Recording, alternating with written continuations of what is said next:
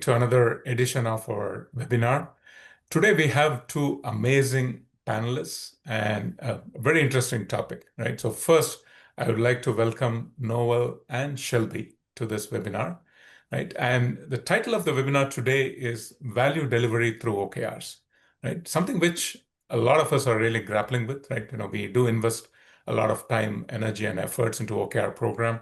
What sort of value do they generate, and what do we really need to do to generate value?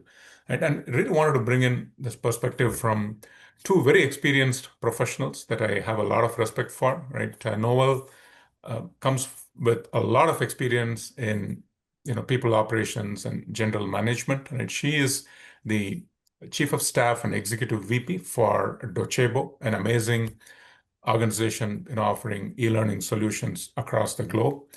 And we have Shelby, who has a very interesting experience. She has worked for very reputed analyst firms. She has worked for technology firms, incidentally implementing OKRs. And now she is in the other side of the table, really implementing OKRs and leading an OKR program as an OKR captain for IGT PlayDigital, right? A very interesting organization. So Noel and Shelby, welcome again to the program, right? Thank you very much for taking the time and joining us today, right?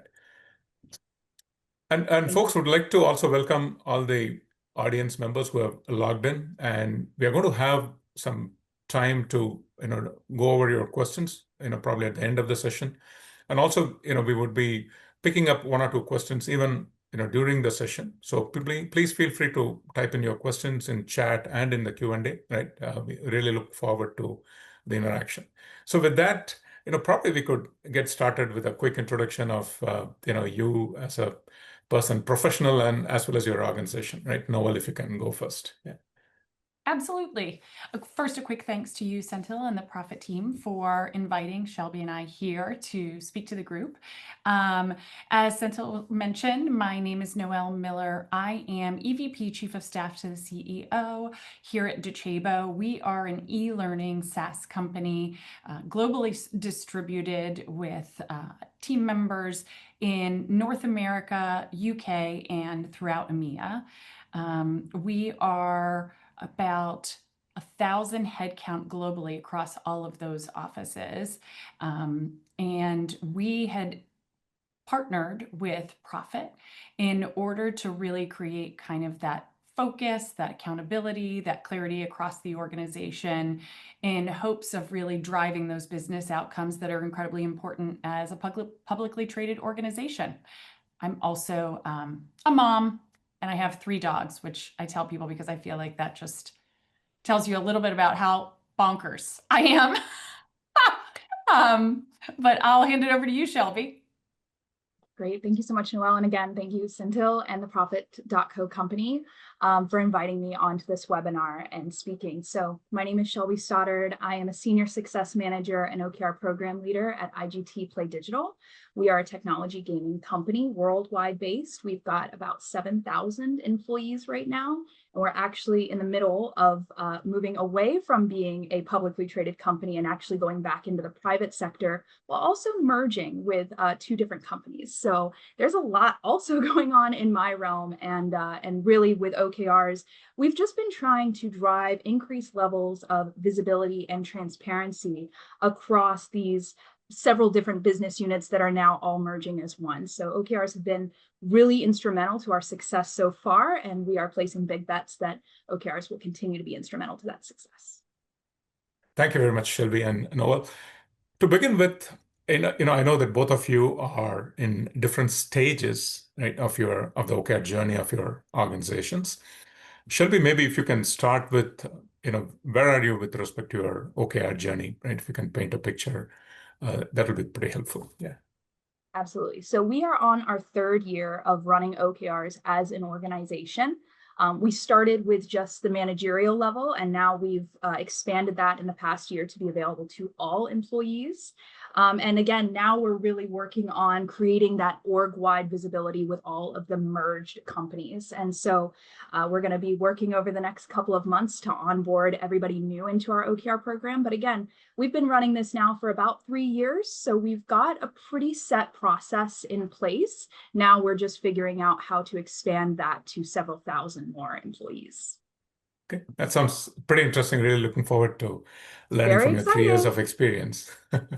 Yeah, thank you. And yeah, Noel?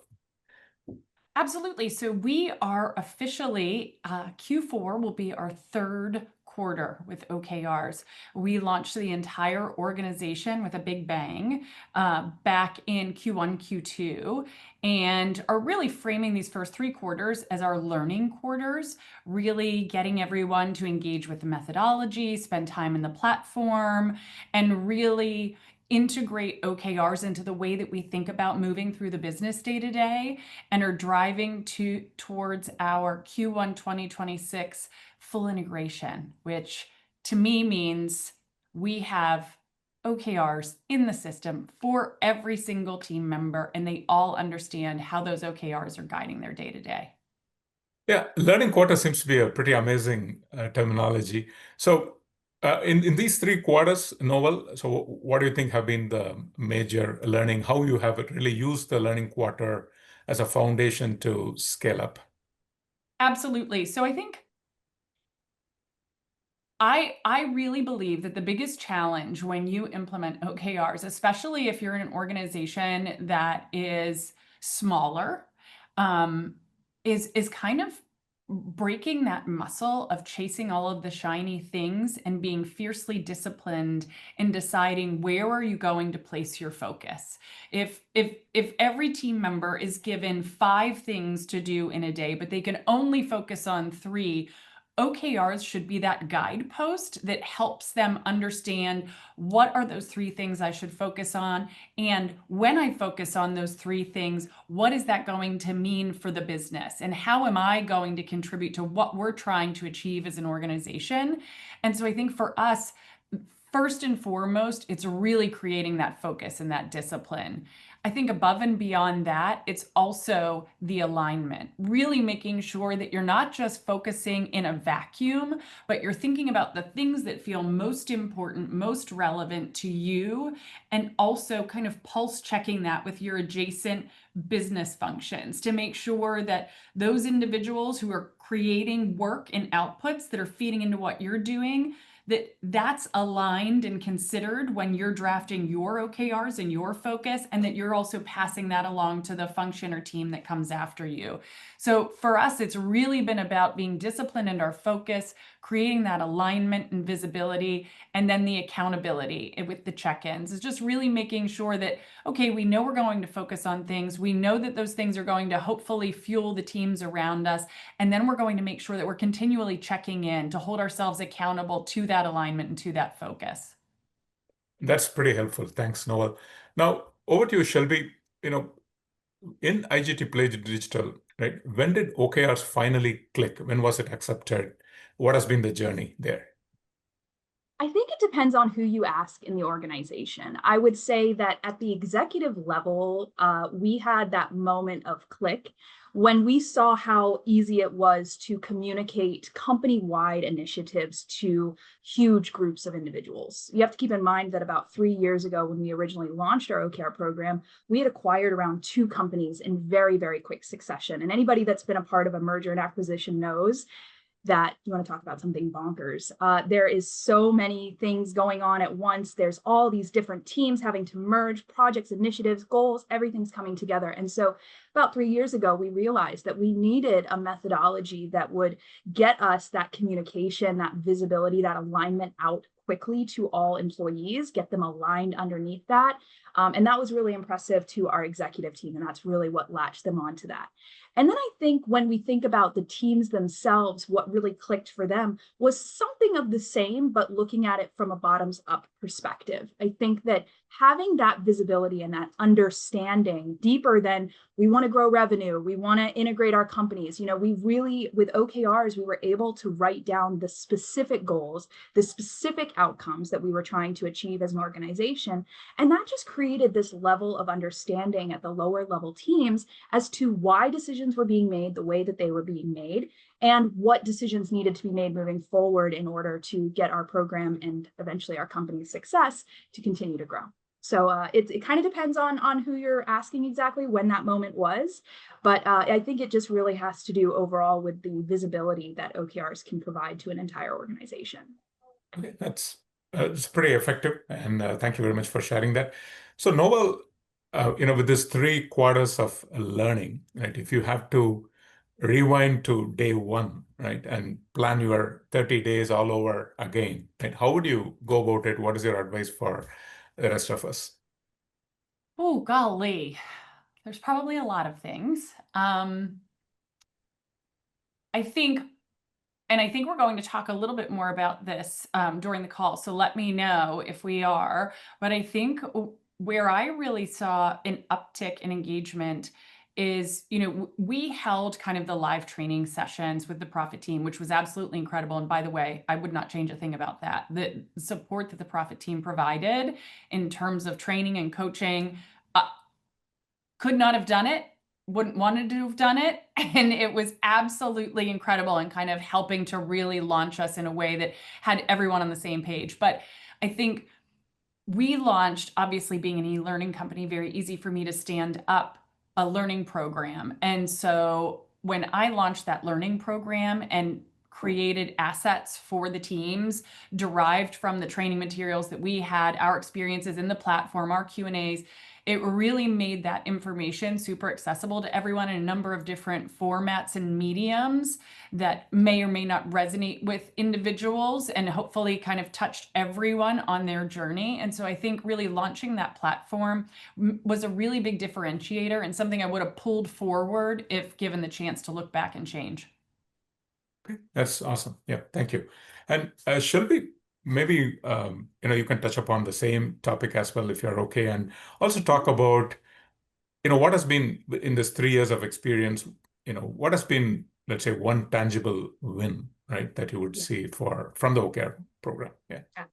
Absolutely. So going to the question, what would we do differently on day 1? There's 2 areas that I would want to improve right away. The first being that when we first adopted OKRs, we were all very excited about this. This was a new methodology. Again, it was a new way of creating visibility and alignment. And I think that we all got really excited about that, which is a great problem.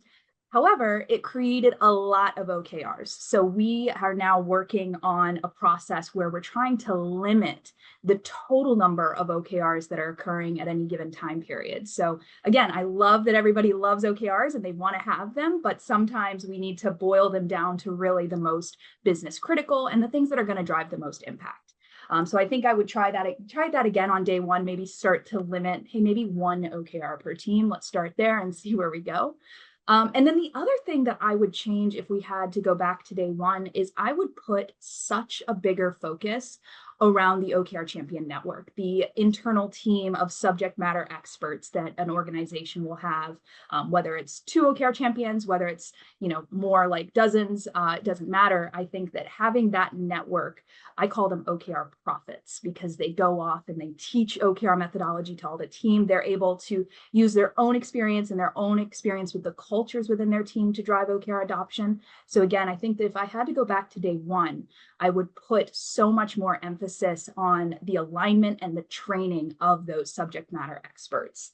And then I think when it comes to what we're proud of, now having been running the program for 3 years, last year was the year that we really started to track towards how successful our OKR program itself was, instead of just looking at the OKRs that we were driving. And we actually saw that we had a 21% increase in accountability and focus as an organization, again, in just 1 year. And then we also had a 15% increase in the access to reliable and timely data. So again, in just 1 year, OKRs drove those results. And that was very celebratory story for us. And I think that I think everybody goes through that when they see those raw numbers, those things, those positive things come out of using OKRs. That's always really a big accomplishment. And Noel, I hope you're able to experience that very soon. Awesome. Thank you, Shelby. Very constructive and practical advice for day one, right, from both of you. And it's pretty motivating to know that you had some two very concrete, tangible wins that you have experienced last year, right? Noel, is there anything that you would like to share in terms of tangible wins so far in the 3 quarters of Docebo? Absolutely. So we've actually, I'm really thrilled to say that we have had some fairly big early wins in just closing out Q2. We had a 45% increase, or I'm sorry, in closing out Q3, we had a 45% increase from Q2 in terms of individuals reporting clarity in their top 1 to 3 priorities. So really helping to drive faster decisions, fewer pivots. We also had an 11% increase in collaboration and alignment across teams. So reducing that overlap and handoff friction. Both of those, I think, in the first 3 quarters of OKRs are big wins for us. And now really the pressure is on kind of maintaining that trajectory as we go forward. Okay, great. That's pretty helpful. And I already see some questions coming. Please, folks, please, do share your questions, right? We will probably at a logical point, we will actually come to the questions, right? But please, you're welcome to share your questions, and Noel and Shelby will take a look at that. Now, moving on, right? I know that at IGT you are 3 years in the journey, right? And in Docebo you are 3 quarters in the journey. Now, specifically wanted to understand your perspective, at the different stages of maturity, right? So Noel, maybe if you can go first. After 3 quarters, right, the whole execution of OKRs, what feels good enough, and what is still, for lack of a better word, painful? Absolutely. So I feel as if we have worked to integrate the methodology, right? We have everybody understanding why we're leveraging OKRs. They are buying into the quarterly reset process. They're adhering to the check-ins. Now it's really, now that we have everyone embracing the methodology, now it's about taking it and really making sure that it is influencing the decisions that we're making in the business, that we're talking about kind of the way we're performing as a business in the context of the OKRs and how we've performed against those, that we're using data from the OKRs to guide future strategy. So we really had this expectation that the whole first year was just about, let's learn what OKRs are. Let's figure out how to write them, how to align them, how to talk to our adjacent teams and figure out how to create a cohesive story with our OKRs and really kind of build the muscle around the reset and the check-ins. And now it's about, okay, now how do we bring this into the business and make sure that we're really seeing business outcomes driven by OKRs? That's awesome and pretty helpful. And Shelby, from your side, after 3 years, what are the practices that have been very helpful that you have reinforced as you have matured?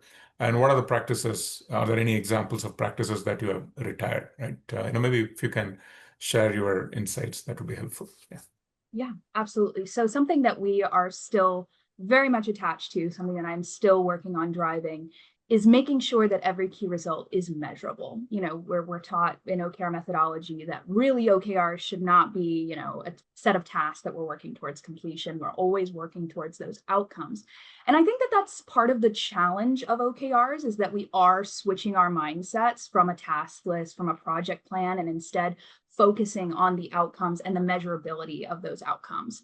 And so we are still 100% focused on that, where we have been from day one. Again, everybody kind of wanted to adopt OKRs. And so maybe we were a bit lenient on the types of key results that they could have and the measurability aspect of them. But next year, we are really, really wanting to ensure that every key result, for the most part, is truly, truly measurable. And then I think when it comes to the practices that I'm starting to retire, and I say retire, I mean, I'm not putting as much emphasis on them. Might be surprising, but it's actually the hierarchical alignment. I think the Prophet does a really good job of showing how OKRs can be tied together without necessarily that step of creating that hierarchical alignment. So I'm less focused on that right now. I'm less focused on the OKR being specifically aligned from leader to subordinate, from subordinate to subordinate, et cetera. What I'm more focused on now is the cross-functional alignment. So talking about bringing in folks from multiple different departments working together towards a shared goal. There's so much value in doing that, and I think it's not easy to do with all the processes in place, but it's something that takes practice. And I think that in 2026, as we move forward, we're really going to put a more heightened focus on understanding the cross-functional and cross-departmental ties, and then having the more hierarchical alignment be more of an understood practice rather than something that we're really harnessing and pushing on for the individuals. That's very helpful. Thank you, Shelby. And Shelby, moving on to another topic, right? A lot of folks now are focusing on annual planning for 2026, right? They go ahead, create their annual operating plan, and they're looking at how do we really map that to the OKR process. Right? Can you share some insights in terms of how's your 2026 process panning out, right? The planning calendar, milestones, who's involved, what are the artifacts that you produce, right? If you can share, a few things. Absolutely. So this year in 2025, when we were doing our annual planning, so this would have been October of 2024, we made a very concerted effort that as we were developing the strategy for 2025, that OKRs would be a part of that strategy. Whereas before, we were kind of doing our strategy and then sequentially doing our OKRs after. And so with doing that in combination this year, we had such better successes with the overall OKR alignment, the overall visibility, and just everybody running at the same kind of rhythm for OKRs.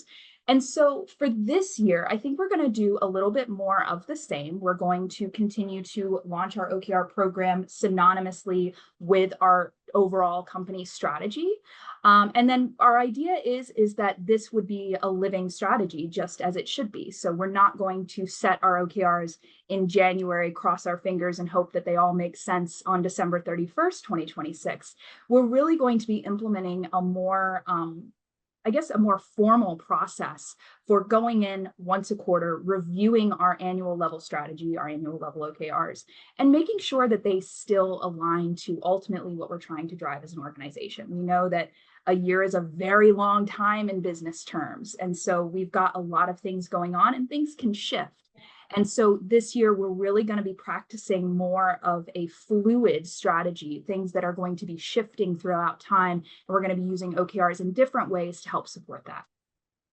Yeah, that seems to be a very pragmatic approach, right? One bringing in strategy and OKRs together, and also, to really take a look and in a very formal way, end of the quarter, and do some fine tuning, right? All of that, very, very practical insights. Thank you very much. Now, as you are doing the planning, probably one more question there is, there are going to be capacity constraints, right? You want to do a lot of things, but you are going to be having capacity constraints. And you already mentioned about, a lot of cross-functional efforts going on. How do you either, deprioritize, certain things, and who makes those calls, actually? Yeah, I mean, great question. So I would love to say that it's a collaborative effort. But what really it comes down to is at the beginning of the planning period, the senior leadership team, we sit around and we decide what our strategic initiatives are. These are special OKRs. These are the big bets that we make throughout the year. And so there may be 5 of them that we really are going to focus on as a company. We use those as the way to make sure that everything else that we're doing is aligning towards those goals. So that's kind of our North Star that we're always keeping in mind, are those top level goals. And that's how we're going to be realigning and making adjustments to priorities as things come up, as things change throughout the year. We're just going to keep monitoring those strategic initiatives, make sure that those are on track, and adjust the lower level OKRs as necessary. Okay, thank you very much.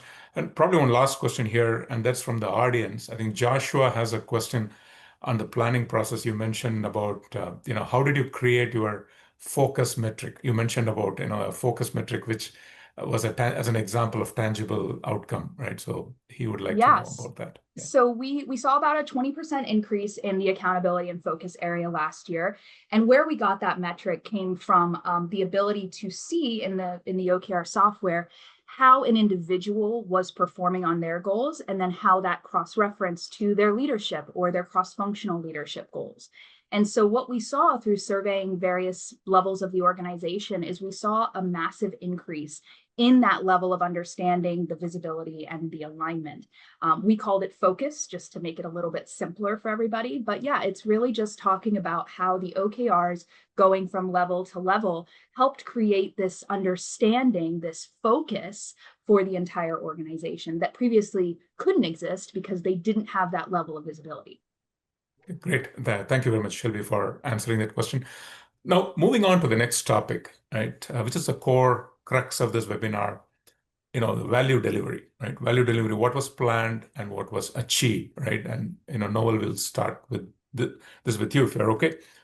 Looking back at the past 3 quarters, right, how did OKRs help you to bridge the strategy execution gap, right? Your thoughts? Absolutely. So we really, prior to OKRs, would come together as a group for our planning cycle and would develop our overarching organizational strategy. And then the functional groups would create their strategies in support of that. And I think there wasn't a great deal of choreography across those groups in thinking about how does our product strategy influence our revenue strategy, influence our marketing strategy, and so on. And so when we decided to introduce OKRs, much like Shelby's done, we made OKRs a part of that planning process. So when we are sitting down this past year in 2025, quarterly, when we were kind of even going through the learning quarters, and then in our planning session for 2026, day one was about kind of our overarching organizational vision and strategy, how each functional area is going to support that, and how we then architect our organization-wide OKRs that will be that North Star. So really just bringing OKRs in as a part and parcel of the overarching strategy and making sure that the OKRs truly are a physical representation of that strategy that people can reference on a day-to-day basis. That's pretty handy. Thank you. And Noel, while we are at it, there's an audience question from Eddie. Right? His question is, how do you ensure OKRs remain ambitious enough to drive innovation, but not so unrealistic that they demotivate teams, right? What's the balance between, committed and stretch OKRs? How do you, really go about this? Yeah. So I'm sure Senthil will correct me if I'm misrepresenting this in terms of best practices, but we aim for 70% committed, 30% stretch. And with our stretch, we advocate for thinking of 70% achievement as 100% success. And so we also are very much a business that, because we focus on innovation and because that has always been part of our DNA, fortunately or unfortunately, innovation is something where I think there can be quite a mixed bag of really big successes and some misses. And so as an organization, we've also just really worked to orient everyone to the idea that we want to make sure that we are driving the business forward. We are not just sitting where we are today tomorrow, that we are seeing measurable progress. And in order to do that, we need to have ambitious goals, and we need to feel comfortable with the fact that maybe we are not going to achieve all of those, but we would rather try than not try at all. Okay, that's really awesome. Very helpful. And folks, there are a couple of important things that you mentioned, right? One, they have a general guidelines, right? About 70% committed and 30% stretch, right? And for the stretch, even if you achieve 70%, right, it's considered to be pretty honorable, right? So that's a great guideline. Then now moving on to Shelby. So Shelby, you already mentioned that, your views on alignment, but overall in the last 3 years in terms of value delivery, right? Whether it is strategy execution or, improving alignments and cross-functional dependencies. What has been the value that the OKR program has delivered for IGT PlayDigital? I think it right now is really showcasing itself, where we're merging again as three separate organizations, and we're going to be using OKRs for part of that merger process. And so this has separated itself from, just simply, execution or performance management. This is truly how we're going to be aligning as different businesses coming together towards common goals. And again, this was something that 3 years ago when we launched it, we just had, the PlayDigital group, and we just had the managers of that PlayDigital group. And now we're talking about expanding, to all areas of the business, providing different areas for the teams to collaborate. And again, this I think just speaks to how powerful OKRs can be as you implement them. And I think that something that IGT, I think, did well was we did take it slow. We started with the managerial group, then we started with the PlayDigital group entirely. Now we're going into the larger IGT conglomerate. We're going to go into our merged company. And so it's been a very methodical, overall adoption process, maybe a little bit slower than ideal, but it's given us the time to launch, see what's working, see what's not, and readjust as needed. Very true to overall OKR methodology. Okay, that's awesome, Shelby. Very helpful. Thank you.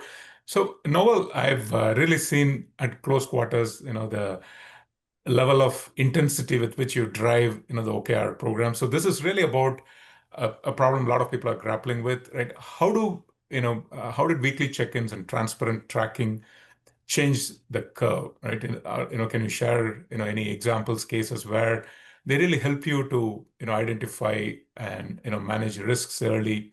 And what has been your experience with respect to check-ins and tracking? Absolutely. So we have been able to maintain, I don't have the statistic in front of me, but I want to say it is 75% success on-time check-in rate over the 3 quarters that we have so far average. And so we also, as part of that, are asking after not just kind of the asynchronous check-ins, but also OKR focused one-on-ones. And 2/3 of the business are reporting that on a monthly basis, they are holding at least one OKR focused one-on-one. So managers kind of providing that coaching and review cadence and really making sure that they're hopefully celebrating those successes early and disseminating those across the teams, but also hopefully catching potential speed bumps or obstacles early so that they can shift and adjust. So I think for us, the asynchronous piece of the check-in would be wonderful just in terms of surfacing data and surfacing information, but that partnered with the OKR focused one-on-ones makes a real difference in terms of capturing some of that additional context and being able to influence outcomes. That's really, very practical and, very, very useful. Thanks for sharing that, Noel. Probably, the last question on the value delivery part, right? And, either of you can answer this. Transparency and accountability, right? Very, very important values, right? How did they show up in the outcomes, right? What was their, I would say, value and influence in impacting the outcomes? Shall I go ahead and take that? Sure, please. Okay, great. So we have 100% of our OKRs published across the business. So everyone has visibility of what everyone else is doing. And I think it has created not just alignment and not just visibility, but also increased opportunities for collaboration, greater empathy for one's teammates. So it goes above and beyond just the strategy execution. And I think there's also kind of a cultural element that becomes kind of a byproduct of this. Oftentimes we work in organizations, and certainly what someone in this team does vaguely, but there's not always a great deal of empathy for what they're going through day to day, or how busy they may or may not be, or what are some of the things that they're trying to drive forward that may be running into kind of obstacles. And so I think that visibility across the organization and making sure that everyone can see what everyone is working on has been really instrumental in creating a shared understanding and kind of a cohort amongst all the team members, independent of the function that they support. Yeah, that's really amazing. So Shelby, any thoughts on this or any other insights on the value delivered from the OKR program? Yeah, I think that one thing that kind of stands out to me with this question is we have more celebrations now. We have the visibility to progress being made on things that may not have gotten the attention before. A good example might be a cost savings initiative, right? We hear them all the time. We all do them all the time. But now with OKRs, we're really able to demonstrate exactly what teams are driving what results with those types of goals. And again, when we're talking about cross-functionality or cross-departmental goals, now we're bringing that celebration across, silos, across verticals. And again, to Noel's point, we're able to better understand what is everybody working on? What is everybody's plates filled with? What are the priorities that are driving each department? Ideally, it's always going to be the same company objectives, but we know that that's not always going to be the case. And so with the OKRs and with this additional level of transparency, I think that we're able to actually take the time to celebrate our accomplishments more so than just kind of going through a slide and saying, yeah, we achieved this cost savings of X amount. We really are able to dive into how we did it, who was driving it, and kind of what were the wins and even lessons learned throughout the process. Great. Thank you very much. And a lot of amazing insights from both of you, right? I absolutely love the fact that you are doing these celebrations, right, Shelby? I mean, that's very, very helpful. And Noel, you really touched upon the visibility part, right? And kudos to Docebo for keeping the OKRs visible across the organization. And the empathy part that you mentioned, right? Very, very valuable, right? So thanks for sharing those insights.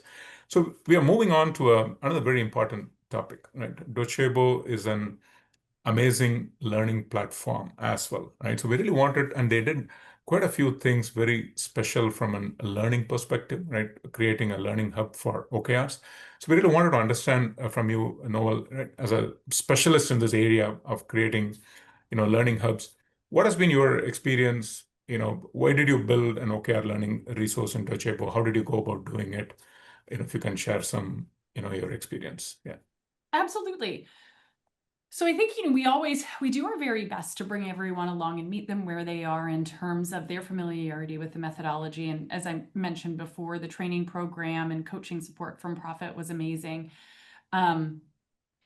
But once we kind of get outside of that window, everyone's ability to truly reflect on and integrate OKRs into their day-to-day can vary. And so that level of understanding, the types of questions they might have, the need to refresh themselves on the framework may differ. And so I really wanted to make sure that we put everyone in a centralized place where not only was it kind of one mechanism of training materials, but there was something that could resonate with everyone. So of course we have kind of your standard courses where it's working from the decks that we have. But on top of that, we have kind of our overarching philosophy, the supporting framework. We have our tips and tricks and our FAQs. We have details around the champions roles. We have podcasts, we have videos, I have quizzes. I created Ollie, our OKR agent, in our OKRs at Docebo Slack channel, which any team members can ask a question about kind of the OKR process or methodology here at Docebo and have a result returned. Just really trying to build a very robust resource where any team member, independent of their level, their familiarity, their understanding, their time of exposure to OKRs, can go and find information that will resonate with them and hopefully make it easier for them to engage with the methodology. Yeah, that's very helpful. And whenever we do any training, Noel, the challenge is always to know, whether the audience has, really understood, how much have they actually learned, right? How did you really go about, defining adoption metrics, right, for your various learning paths? Absolutely. So one, we have, because of the technology that we have, it's very easy to gauge adoption and understand who is taking the courses when and where. Is it specifically around a point in time when we're delivering the information? But in addition to that, I launched the survey functionality in Profit, which has been amazing. So in addition to kind of being able to see the organic data associated with how people are engaging with the learning materials, each month at the time that our second check-in is due, we publish a monthly survey accessible in the Profit platform, pops up on everybody's home screen. It says you have a survey to complete, and there's just 4 questions that ask about kind of their understanding, adoption, the way that they're leveraging OKRs this quarter, engaging with their team, their managers, their peers about OKRs. And it's been just a really wonderful way to anchor that feedback in the platform where they're already capturing their check-ins and their updates, and has been super helpful in helping us glean kind of the successes with the program as well as potential future opportunities. Okay, that's awesome. And it's pretty interesting that you are really very open about getting feedback, from your audience, right? And this survey, and also, knowing whatever you have done in terms of, capturing some feedback as part of check-in. I mean, those are, pretty, I would say, very practical ways of, getting connected and engaged with your audience. And probably the last question on, Oh, I'm so yeah. sorry, Senthil. Sorry, go ahead. One Please thing I go was ahead. going Yeah. to say too, in terms of check-ins, one thing that we did that I think has been really helpful is obviously the AI agent within Profit can create our PPP reports that really give us an opportunity to surface kind of our progress, our problems, our plans. And that AI functionality is super helpful in making that information very easy to assemble and accessible, but it's wholly dependent upon the quality of the information captured in the check-ins. So in addition to kind of the survey feedback and access to the learning materials, we also made the check-in comments, so that additional context, required to make sure that we're getting robust information via the check-ins that's going to feed the AI, which will give us more robust reports that we can then surface up to leadership. Okay, that's awesome, right? Thank you very much for sharing that, Noel. And probably one last question on the, creating the learning resources is that, how do you really keep the content fresh, right? How often do you update it, and who gets the ownership for content creation, updation, etc. in your learning platform? Yeah. Absolutely. So I am responsible for keeping it up. I have some help from the people team as well. We have an L&D team, but I ultimately own kind of making sure that everything is representative of kind of the current experience.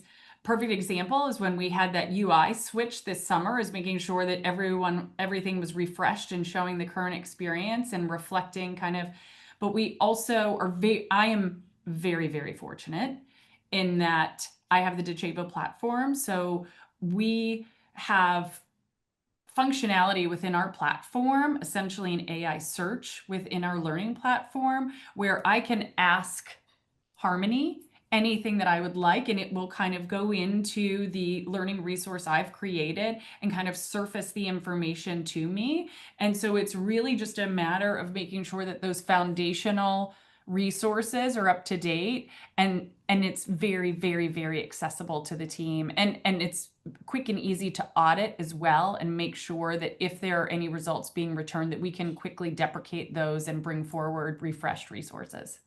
Okay, that's awesome. Thank you very much, Noel. And I'm sure, based on whatever I've heard, right, it's an awesome platform, right, Docebo, for anybody who wants to build a great learning resource within your organization.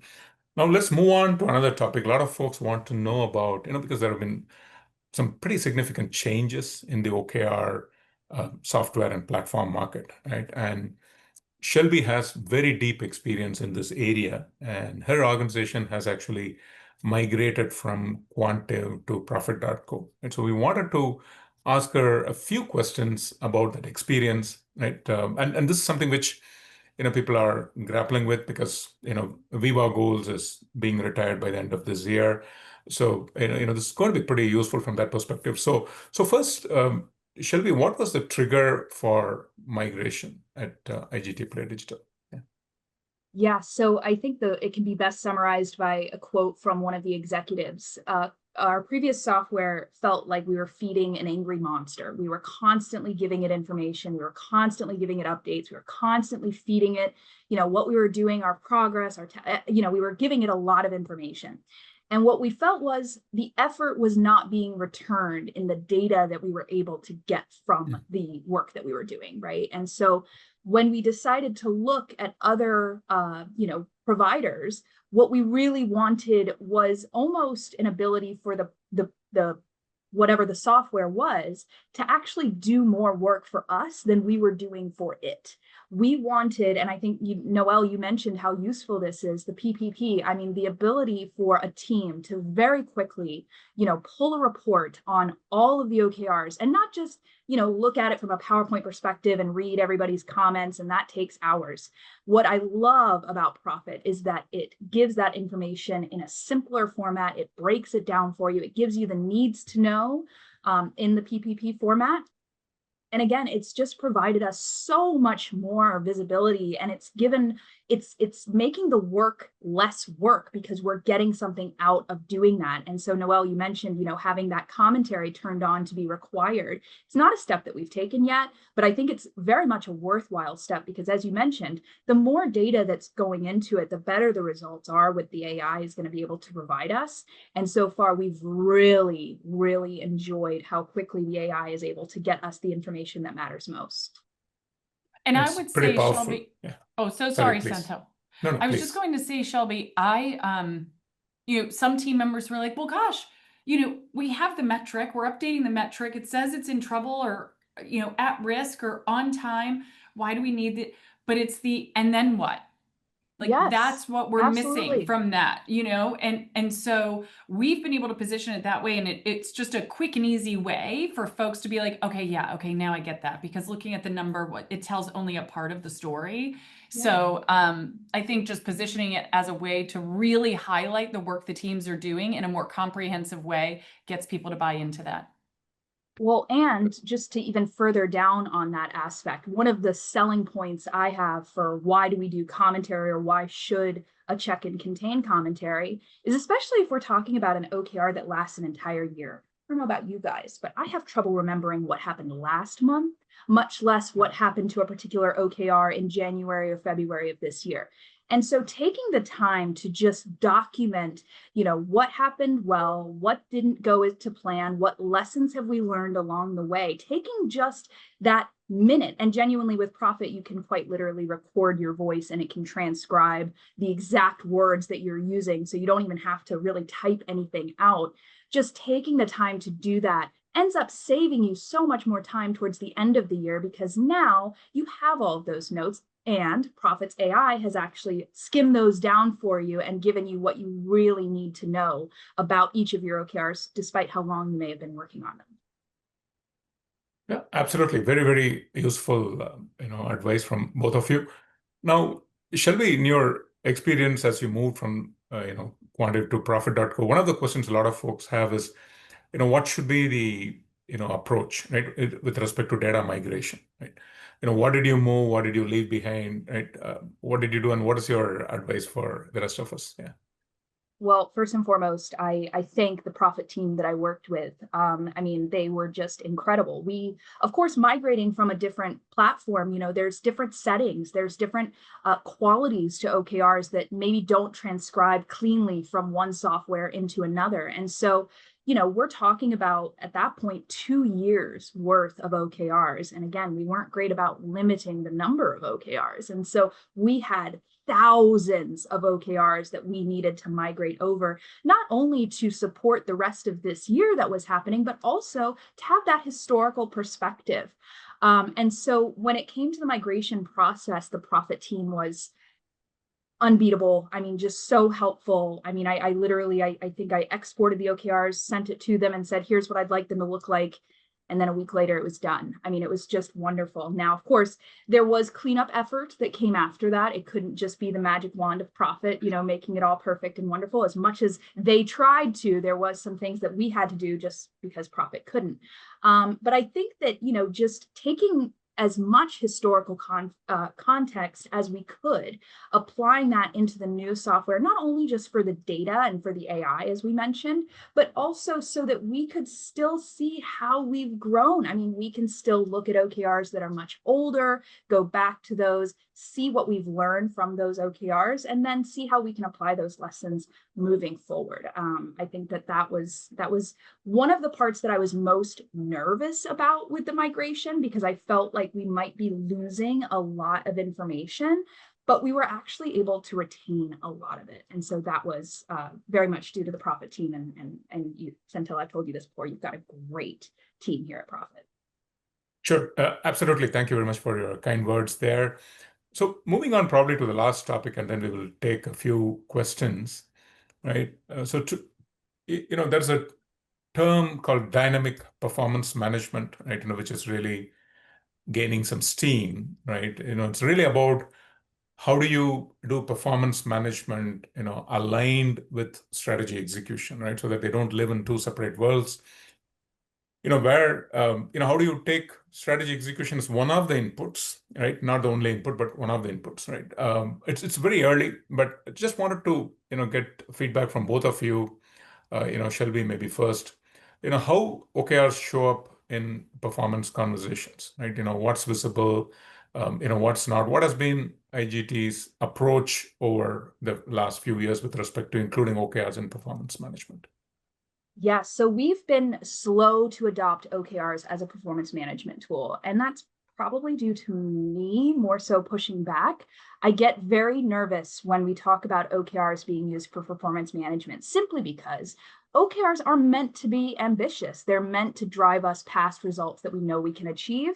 And when we're talking about performance, compensation, anything like that, the idea of not achieving goals can lead to some employees, rightfully so, being anticipatory of that, very, very nervous, very, not wanting to dedicate themselves to an ambitious goal that may end up impacting negatively their compensation for the following year. And so this year is really the first year that we feel confident enough in our OKR practices, in the culture of OKRs that we've built, to start dabbling with OKRs being more involved in the performance management. Right now, as you mentioned, they're kind of two separate processes. They intersect a little bit when it comes to performance discussions, but next year in 2026, we're really going to be trying some new things. So reach out to me October 29th, 2026, and we'll talk about it. Yeah, that's great. Good luck for next year. Now, Noel, I know you have very deep experience, in HR and people function. What are your views on this topic? How to, is it a good idea? And if we do, how do we really bring in, weave these two together? And, what are your plans at Docebo with respect to this? Absolutely. So I will tell you at Docebo, we, much like Shelby, we are kind of in our infancy, obviously, with thinking about how this is going to influence performance, namely because we are just now getting to a place where we're kind of embracing that methodology and kind of figuring out how we are going to use this to drive business outcomes and our success in doing so. I think we're having conversations with our people team now, looking holistically at all of our talent programs and trying to figure out exactly where we could bring in OKRs and how they might complement, because we do want them to continue to be supportive and drive the outcomes that we want, and don't necessarily want people sandbagging because they're concerned about how it's going to affect compensation. I can say in other organizations, we have very thoughtfully aligned our OKRs as a portion of performance evaluation, so one of 3 components, and had some very clear guidelines and criteria around the organization controlling which ones were considered stretch, which were considered committed, having very clear green, yellow, red in terms of attainment of those and what that looks like in influencing performance perceptions. So I think we're still in our infancy here with it at Docebo, and it will be interesting to see how it evolves. Much like Shelby, we can all catch up on the 29th next year to see where we are. But I would say it's something that needs to be very measured and needs to be considered only when you feel that your team truly has embraced and is seeing the value of OKRs and truly believes that the way that they are leveraging OKRs puts them in a position to be successful as individuals, and then ultimately puts the business in a position to be successful. And then when you're in that place, just having those very clear criteria and guidelines that work to help drive the behaviors you want to drive by recognizing them and their performance. That's wonderful. Thank you very much, Noel and Shelby. We may have time for a couple of questions, right? And I know there are a lot of questions, and folks, for platform-specific questions about how do you do this in Profit.co, we will take it offline. We can, respond to you. Please, share your email, right? And our a way to connect, contact you, will absolutely connect with you. But if we go to the Q&A, right, Eddie has asked a couple of pretty interesting questions, right? Noel and Shelby, if you would like to take this. One of the questions is, how do you prevent, that's a third question from the top, how do you prevent OKRs from turning into a metrics chasing exercise instead of truly driving meaningful outcomes? Right? Either of you, your thoughts. Yeah. I can provide a little bit on this. Sure. Yeah, I can provide a little bit. So we actually differentiate OKRs in this way. So there are certain OKRs that we acknowledge that we're not exactly sure what the baseline is. We're not exactly sure what the target should be quite yet. And so we name those benchmark OKRs. So quite literally, the point of those OKRs is to discover what is our benchmark, what is the data, what is the metric that we're trying to find here.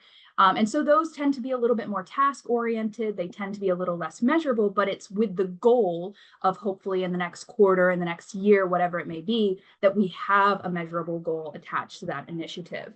And I think when we take the time to differentiate between a benchmark metric, so something that we're trying to ascertain, versus a metric that we know that we're able to track, thankfully the Profit system has a lot of automations, and we've been able to take a really we've been able to adopt that really, really well in the automation space. And so as soon as we know that the metric exists, we know what the starting point is, we know what the target is going to be, we instantly go into Profit and we just start automating that from our other data sources.